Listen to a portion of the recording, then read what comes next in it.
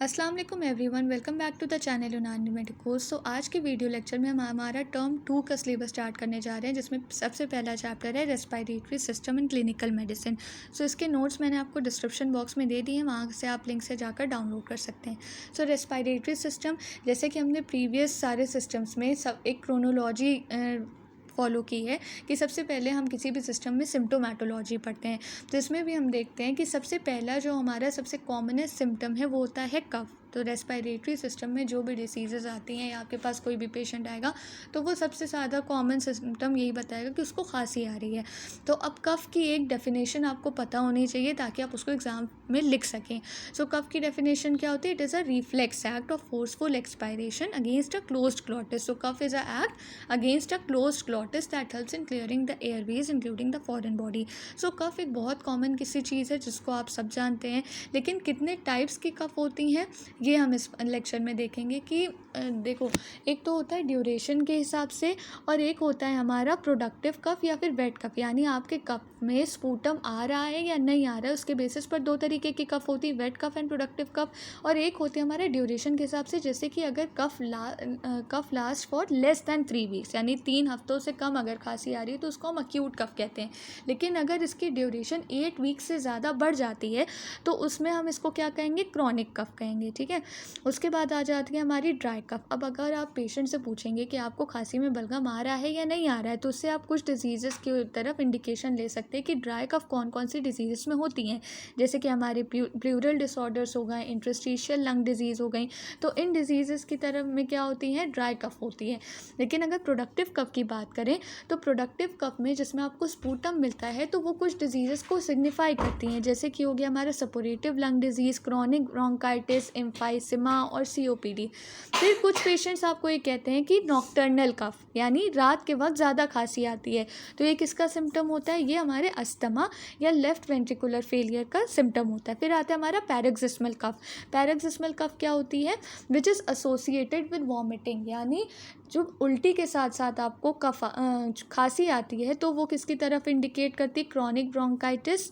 ठीक है, वोपिंग कफ की वजह से ऐसा हो सकता है या फिर आपके फॉरेन बॉडी ऑब्स्ट्रक्शन की वजह से हो सकता है, यानी थ्रोट में अगर किसी तरीके की फॉरेन बॉडी का ऑब्स्ट्रक्शन हो जाता है तो उससे कफ होती है, यानी खांसी आती है, और खांसते खांसते इंसान को वॉमिट भी हो सकती है। तो वो आपकी कौन सी कफ होती है? पैरोक्सिस्मल कफ होती है।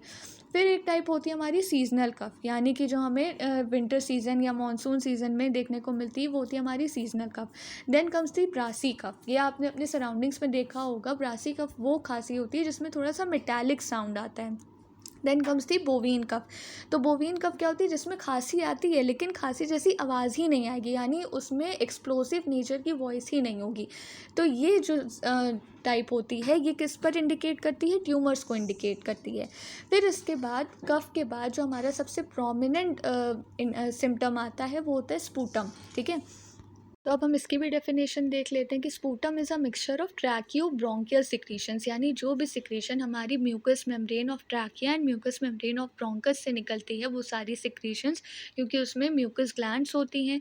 ठीक है, सेल्यूलर डेब्रिस, यानी जो भी फॉरेन बॉडी पार्टिकल्स या डस्ट पार्टिकल्स जो हमारे नोज़ के थ्रू हमारे ट्रैकिया या ब्रोंकस तक पहुँच जाते हैं वो सारे सेल्यूलर डेब्रिस, किसी भी तरीके के माइक्रो ऑर्गेनिज्म, सलाइवा, इन सारी चीज़ों के मिक्सचर को हम क्या कहते हैं? स्पूटम कहते हैं। फिर किसी भी स्पूटम का कैरेक्टर डिफाइन करने के लिए कुछ फीचर्स होते हैं, जैसे स्पूटम का कलर कैसा है, उसकी क्रोनोलॉजी कैसी है, कंसिस्टेंसी कैसी है और स्मेल कैसी है। तो इस बेसिस पर हम स्पूटम को डिफ़ाइन कर सकते हैं। सो सबसे पहले बात करते हैं कलर ऑफ स्पूटम की। जैसे स्पूटम का कलर देखने में अगर ग्रीनिश येलो या थिक होता है तो वो किस में इंडिकेट करता है? एक बैक्टीरियल इन्फेक्शन को इंडिकेट करता है। अगर रस्टी स्पूटम होगा तो वो निमोनिया को इंडिकेट करेगा। अगर फ्रॉथी और वाइट स्पूटम होगा तो वो स्मोकर्स, यानी जो स्मोकर्स होते हैं उनका जो स्पूटम होता है वो वाइट म्यूकॉइड और फ्रॉथी टाइप का होता है। पिंक फ्रॉथी स्पूटम होगा तो वो पल्मोनरी एडिमा की तरफ इंडिकेट करता है। ब्लड स्ट्रेन स्पूटम, यानी कि स्पूटम में अगर आपको ब्लड दिखाई दे रहा है तो it may be due to tuberculosis and emphysema. फिर येलोविश स्पूटम, जिसका अगर आप कल्चर टेस्ट करवाएंगे तो उसमें ऑयस्नोफिल्स की क्वांटिटी ज़्यादा होगी, तो वो कौन सी डिजीज़ की तरफ इंडिकेट करेगा? ब्रोंकियल अस्थमा में इंडिकेशन देगा। तो इन सारे पैरामीटर्स से आप जज कर सकते हो कि ये कौन सी डिजीज़ की तरफ सिग्निफाई कर रहा है। आपको सिंपली क्या करना है? सिर्फ पेशेंट से पूछना है कि अच्छा खांसी आती है, खांसी के साथ बलगम दिखाई देता है, अगर बलगम दिखाई देता है यानी स्पूटम दिखाई देता है तो उसका कलर। अब सिंपली आपको कलर से इतनी सारी डिजीज़ेस की तरफ इंडिकेशन मिल सकता है जिससे आप बहुत ही अच्छे से डायग्नोसिस बना सकते हो। Next comes the consistency of the sputum. तो कंसिस्टेंसी के बेसिस पर 3 तरीके के स्पूटम होते हैं, सीरस, म्यूकॉइड एंड म्यूकोप्यूरिलेंट और प्यूरिलेंट। सो सीरस जो स्पूटम होता है उसकी जब कंसिस्टेंसी अगर क्लियर, वाटरी, फ्रॉथी होती है यानी वो देखने में बिल्कुल क्लियर होगा, पतला होगा, ठीक है, फ्रॉथी यानी उसमें थोड़े से झाग दिखाई देंगे, तो ये होता है सीरस टाइप का। और ये किस में देखने को मिलता है? ब्रोंको एल्वियोलार कार्सिनोमा में देखने को मिलता है।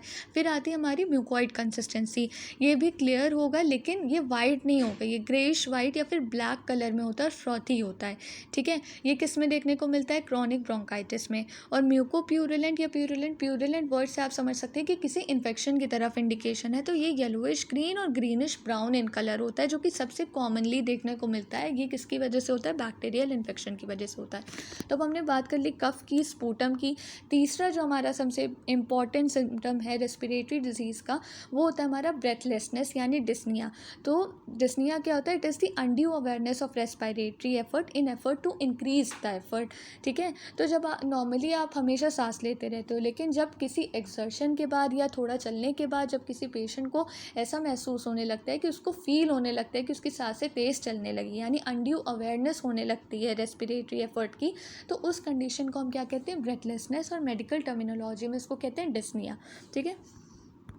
अब डिस्निया के भी 2 टाइप्स होते हैं, अक्यूट डिस्निया और क्रॉनिक डिस्निया। अक्यूट डिस्निया क्या होता है? जो विद इन आवर्स और डेज़ में होता है, यानी जो डिस्निया फील हो रहा है पेशेंट को वो कुछ घंटों में है या कुछ दिनों तक है, उसके बाद वो नॉर्मल हो जाएगा। तो अक्यूट डिस्निया कौन सी कंडीशन में होते हैं? ब्रोंकियल आस्मा में, न्यूमोनिया में, पल्मोनरी एडिमा में। लेकिन क्रॉनिक डिस्निया क्या होता है? ये प्रॉब्लम मंथ्स टू ईयर्स तक होती है, यानी जो पेशेंट है वो रूटीनली डिस्निया फील करता है और ये उसको नॉर्मल लेवल पे नहीं आता है, थोड़े से भी एक्सर्शन पर उसको हो जाता है। तो इसके बाद हम बात करते हैं ग्रेड्स ऑफ ब्रेथलेसनेस, जो कि बहुत इंपॉर्टेंट टॉपिक है और जो एग्ज़ाम में बहुत पूछा जाता है। सो ग्रेड्स ऑफ डिस्निया के 5 ग्रेड्स होते हैं, जिसमें फर्स्ट ग्रेड के पेशेंट्स कौन होते हैं? जिसमें किसी एक्सर्शन के बाद यानी कोई बहुत मेहनत का काम करने के बाद अगर डिस्निया आ रहा हो तो उसे हम कहेंगे ग्रेड 1 डिस्निया, ठीक है। Grade 2 shortness of breath when walking in a slight hill, यानी कोई इंसान है जो तेज़ तेज़ चल रहा है और उसको तेज़ी से चलने की वजह से डिस्निया हो रहा है, तो ये सारी कंडीशंस होती पैथोलॉजिकल नहीं होती हैं।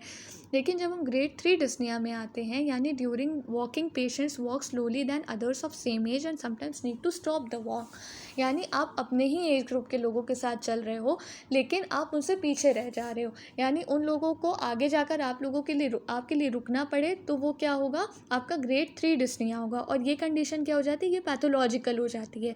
फिर अगर इससे भी वर्स कंडीशन होने लगती तो आप ग्रेड 4 में चले जाते हो, यानी सिर्फ 100 यार्ड्स या थोड़ी सी दूर चलने पर ही आपको डिस्निया होने लगता है। फिर ग्रेड 5 क्या हो जाता है?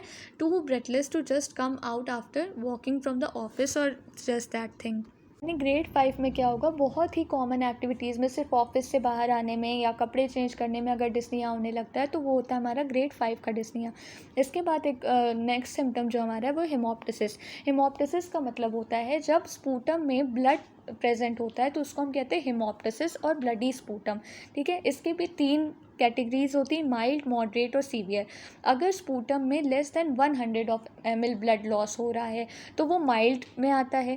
फिर अगर 100 to 150 ml of blood loss हो रहा है स्पूटम में तो वो मॉडरेट होगा।